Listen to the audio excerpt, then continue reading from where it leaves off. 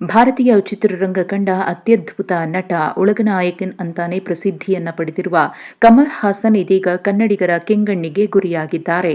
ಹೌದು, ಕಮಲ್ ಹಾಸನ್ ಅವರ ನಟನೆಯ ಬಹುನಿರೀಕ್ಷಿತ ಥಗ್ ಲೈಫ್ ಸಿನಿಮಾ ಇದೇ ಜೂನ್ 5ರಂದು ರಿಲೀಸ್ ಆಗುವುದಕ್ಕೆ ರೆಡಿಯಾಗಿದೆ.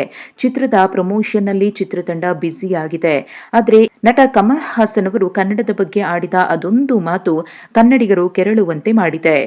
ಅದೇನಪ್ಪಾ ಅಂದ್ರೆ ಥಗ್ ಲೈಫ್ ಪ್ರಚಾರ ಕಾರ್ಯಕ್ರಮದಲ್ಲಿ ಕಮಲ್ ಹಾಸನ್ ಅವರು ಕನ್ನಡ ಹುಟ್ಟಿದ್ದು ತಮಿಳಿನಿಂದ ಅಂತ ಹೇಳಿದ್ದಾರೆ.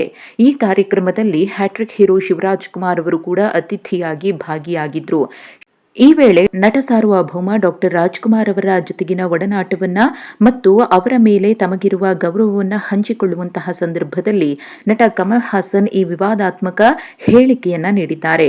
ಕನ್ನಡಿಗರ ಪ್ರೀತಿ ಗೌರವಕ್ಕೆ ವಂದಿಸುತ್ತಲೇ ಕನ್ನಡ ಭಾಷೆ ತಮಿಳು ಭಾಷೆಯಿಂದ ಹುಟ್ಟಿದ್ದು ಅಂತ ಕಮಲ್ ಹಾಸನ್ ಹೇಳಿದ್ದು ಇದೀಗ ಸಾಕಷ್ಟು ಆಕ್ರೋಶಕ್ಕೆ ಕಾರಣವಾಗಿದೆ.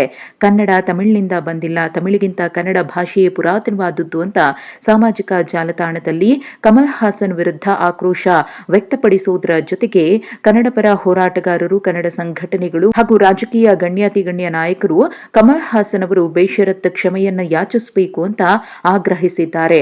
ಅದರ ಜೊತೆಗೆ ಕಮಲ್ ಹಾಸನ್ ಅವರ ಈ ವಿವಾದಾತ್ಮಕ ಹೇಳಿಕೆ ಅವರ ಪ್ಯಾನ್ ಇಂಡಿಯಾ ಮಟ್ಟದಲ್ಲಿ ರಿಲೀಸ್ ಆಗ್ತಾ ಇರುವಂತಹ ಥಗ್ ಲೈಫ್ ಸಿನಿಮಾದ ಮೇಲೆ ಯಾವ ರೀತಿಯ ಪರಿಣಾಮವನ್ನ ಬೀರಲಿದೆ ಅನ್ನೋದನ್ನ ಕಾದು ನೋಡಬೇಕಿದೆ.